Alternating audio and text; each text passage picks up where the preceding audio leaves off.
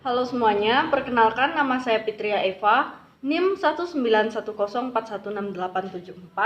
kelas A1 pagi, mata kuliah Perilaku Organisasi, dosen Ade Mursalin SEMM. Saya akan membacakan ringkasan materi pada bab 2 buku Perilaku Organisasi. Bab 2. Perilaku individu dan nilai-nilai. 2.1 Pendahuluan. Individu atau manusia adalah unsur yang sangat penting dalam setiap organisasi. Individu adalah subjek dan sekaligus objek dari organisasi. Individu sebagai subjek adalah pelaku, penggerak atau motornya organisasi, dan sebagai objek, organisasi berdiri untuk memenuhi sebagian tujuan individu. Individu sebagai suatu objek organisasi perlu selalu ditingkatkan kualitasnya agar memberikan dampak yang positif dan menguntungkan bagi organisasi dalam pencapaian tujuannya. Kotzer pada 2016 menyatakan pentingnya mempelajari perilaku karena berkaitan dengan kinerja sumber daya manusia. Kinerja sumber daya manusia akan dapat meningkat apabila perilakunya sesuai dengan tuntutan pekerjaan. Kinerja individu yang berkualitas secara langsung akan berdampak pada kinerja organisasi. Selain itu, perilaku individu dalam suatu organisasi haruslah serasi, selaras, seimbang, serta sejalan dengan perilaku organisasi. Keterkaitan perilaku organisasi dengan pencapaian tujuan lainnya disimpulkan oleh Widianto pada tahun 2018. Dalam hasil penelitiannya, yaitu terdapat pengaruh yang signifikan antara perilaku individu terhadap kinerja organisasi. Pernyataan ini dapat diterima akal sehat, mengingat individu adalah unsur utama dalam elemen penting dalam menggerakkan organisasi dan pencapaian tujuan. Tanpa individu, maka organisasi hanya sebuah dokumen yang tidak bergerak dan tak ada artinya. Karena sebaik apapun sarana prasarana organisasi, bahkan dengan teknologi yang canggih sekalipun, tidak akan ada artinya tanpa individu yang menggunakan, mengatur, dan menjaganya. Di sisi lain, Nanih dan Shafei pada tahun 2001 menyatakan bahwa orientasi berdasarkan tentang perilaku manusia makin dirasakan urgensi bagi setiap manajemen di tingkat teoritis maupun dengan tujuan praktis untuk mendeterminasi bagaimana perilaku manusia itu memengaruhi usaha-usaha pencapaian tujuan organisasi. Griffin 2002 yang menyatakan bahwa secara kebutuhan pada hakikatnya individu dan organisasi terkait dalam kontrak psikologis. Yang dimaksud dengan kontrak psikologis adalah adanya serangkaian ekspektasi atau harapan yang dimiliki oleh seseorang individu, yaitu yang menyangkut apa yang akan dia lakukan untuk organisasi dan apa yang akan diberikan oleh organisasi kepadanya sebagai balas jasa. Dengan demikian, antara individu dengan organisasi mengandung makna simbolis. Mutualisme, yaitu keduanya tidak dapat dipisahkan dan saling membutuhkan. Mutual benefit. 2.2 Pengertian perilaku. Perilaku sangat dipengaruhi oleh lingkungan di mana dia berada, baik lingkungan keluarga, masyarakat, adat istiadat, dan budaya, serta di lingkungan mana individu berada. Untuk lebih jelasnya, pengertian perilaku didefinisikan oleh para ahli sebagai berikut. 1. Toha pada tahun 2001 menyatakan perilaku adalah suatu fungsi dari interaksi antara seseorang dengan lingkungannya. Toha pada tahun 2021. Yang kedua, Octaviana pada tahun 2014 mendefinisikan perilaku adalah segenap manifestasi hayati individu dalam berinteraksi dengan lingkungan, mulai dari perilaku yang paling nampak sampai yang tidak nampak, dari yang dirasakan sampai paling yang tidak dirasakan. Octaviana pada tahun 2014. Yang ketiga, Noto Atmojo pada tahun 2010 menyatakan Perilaku merupakan hasil daripada segala macam pengalaman serta interaksi manusia dengan lingkungannya yang terwujud dalam bentuk pengetahuan, sikap, dan tindakan.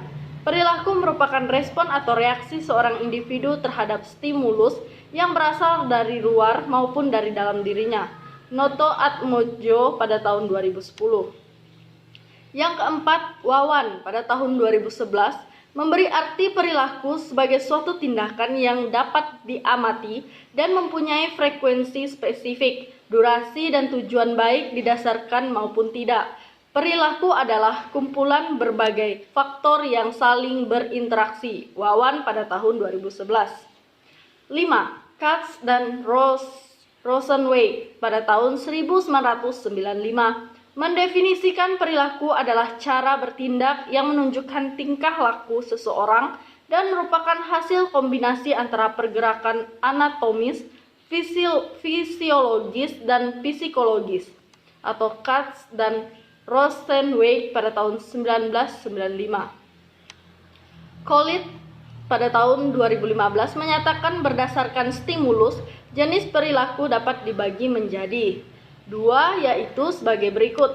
Yang pertama, perilaku tertutup atau covert behavior, yaitu perilaku tertutup adalah respon yang tidak langsung tampak serta adanya stimulus, biasanya terbatas pada perhatian, persepsi, pengetahuan, kesadaran, dan sikap seseorang menerima stimulus tersebut. Yang kedua, perilaku terbuka atau open behavior, yaitu perilaku terbuka adalah respon seseorang terhadap stimulus yang langsung tampak pada praktek atau tindakannya, sehingga dengan mudah dapat digantikan oleh orang lain. 2.3. Pengertian perilaku individu. Perilaku individu adalah cikal bakal dari perilaku organisasi. Untuk lebih jelasnya, pengertian perilaku individu dapat diamati dari definisi. Perilaku individu yang diajukan oleh para ahli sebagai berikut. Yang pertama, Robbins pada tahun 2001 menyatakan bahwa perilaku individu adalah meliputi karakteristik biografis, kemampuan, kepribadian, dan pembelajaran. Perilaku individu yang meliputi karakteristik biografis seperti usia, jenis kelamin, status kawin, dan masa kerja, kemudian kemampuan, pembelajaran, kepribadian, persepsi, dan lain-lain. Yang kedua, Tohaha pada tahun 2001 menyatakan perilaku individu adalah fungsi dari interaksi antara person atau individu dengan lingkungannya. Lingkungan dalam hal ini bisa latar belakang budaya, sosial, politik, di mana individu tersebut berada. Yang ketiga, Sofyan dan Garniwa pada tahun 2007 mendefinisikan perilaku individu sebagai suatu yang dikerjakan seseorang seperti bicara dengan manajer, mendengarkan rekan sekerja, menyusun laporan, mengetik memo, menempatkan unit barang ke dalam gudang, dan lain sebagainya. Yang keempat, Gibson et al. Pada tahun 2012 menyatakan perilaku individu adalah segala sesuatu yang dilakukan seseorang seperti berbicara, berjalan, berpikir, atau tindakan dari suatu sikap. Yang kelima, Noto Atmojo pada tahun 2010 memberikan pengertian perilaku manusia adalah semua kegiatan atau aktivitas manusia, baik yang diamati langsung maupun yang tidak dapat diamati oleh pihak luar. 2.4. Pembentukan perilaku individu. Perilaku individu dapat dibentuk sesuai dengan yang diharapkan ke arah pencapaian tujuan. Noto Atmojo pada tahun 2010 menyatakan ada beberapa faktor. Ada dua faktor pembentuk perilaku, yaitu faktor internal dan faktor eksternal. Yang pertama itu faktor internal, yaitu semua faktor yang berasal dari dalam diri individu seperti motivasi, persepsi, minat, kebiasaan, dan sebagainya yang mendorong individu berperilaku. Yang kedua ada faktor eksternal, yaitu faktor yang berasal dari luar diri individu seperti sosial, budaya, politik, dan lingkungan lainnya yang membentuk perilaku individu. 2.5. Nilai-nilai dan perilaku individu. Nilai-nilai adalah sekumpulan dari nilai. Nilai adalah segala sesuatu yang dianggap baik, dan berharga bagi kehidupan manusia. Untuk lebih jelasnya, yang dimaksud dengan nilai berdasarkan pendapat ahli diuraikan sebagai berikut. Yang pertama, 1. Chaiken dan Stan Gore pada tahun 1987 mendefinisikan nilai sebagai suatu kepercayaan normatif tentang apa yang disukai dan tidak disukai. Sofyandi dan Garniwa pada tahun 2007 merumuskan nilai sebagai suatu modus atau cara perilaku atau keadaan akhir dari eksistensi yang khas lebih dapat disukai secara pribadi atau sosial daripada suatu modus perilaku atau keadaan akhir eksistensi yang berlawanan atau kebalikannya. Yang kedua ada Coleman et al. Pada tahun 1974 menyatakan nilai adalah pertimbangan internal dan eksternal yang dimiliki seseorang tentang suatu barang, tujuan dan pembuatan yang dipertimbangkan, diinginkan atau tidak diinginkan. Yang ketiga ada Wicaksono pada tahun 2014 mengartikan nilai sebagai segala sesuatu hal yang berguna bagi kemanusiaan. Nilai berkaitan erat dengan kebaikan yang ada pada suatu hal. Nilai dapat membantu kita menyadari, mengakui, mendalami, dan memahami hakikat kaitannya antara lain satu dengan yang lain, serta peranannya dan kegunaannya bagi kehidupan. Yang keempat ada Muslik pada tahun 2011. Nilai adalah kualitas suatu hal yang menjadikan hal itu dapat disukai, diinginkan, berguna, dihargai, dan dapat menjadi objek kepentingan. Yang kelima ada Tip pada tahun 1996 memberi arti nilai sebagai sesuatu yang bersifat abstrak. Ia ide,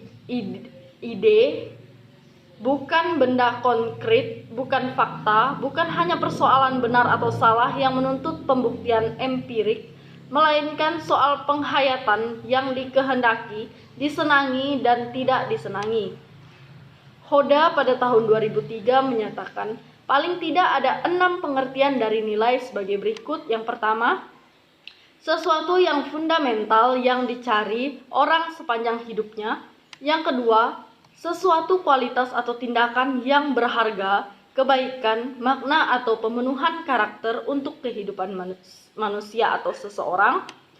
Yang ketiga, suatu kualitas atau tindakan yang membentuk identitas seseorang sebagai pengevaluasian diri, penginterpretasikan diri, dan pembentukan diri. Yang keempat, suatu kriteria fundamental bagi seseorang untuk memilih suatu yang baik di antara berbagai kemungkinan tindakan. Yang kelima, suatu standar yang fundamental yang dipegang oleh seseorang ketika bertingkah laku bagi dirinya dan orang lain. Yang keenam, suatu objek atau objek nilai, suatu berhubungan yang tepat dengan suatu yang sekaligus membentuk hidup yang berharga dengan identitas kepribadian seseorang. Objek nilai mencakup karya seni, teori ilmiah, teknologi, objek yang disucikan, budaya, tradisi, lembaga, orang lain, dan alam itu sendiri.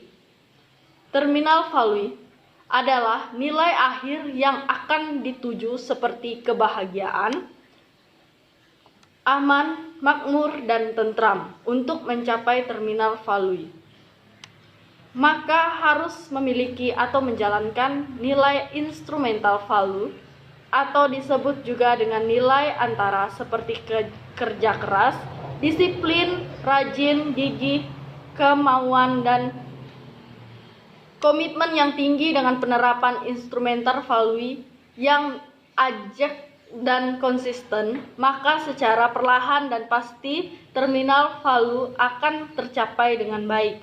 Sekian bacaan materi dari saya ucapkan terima kasih.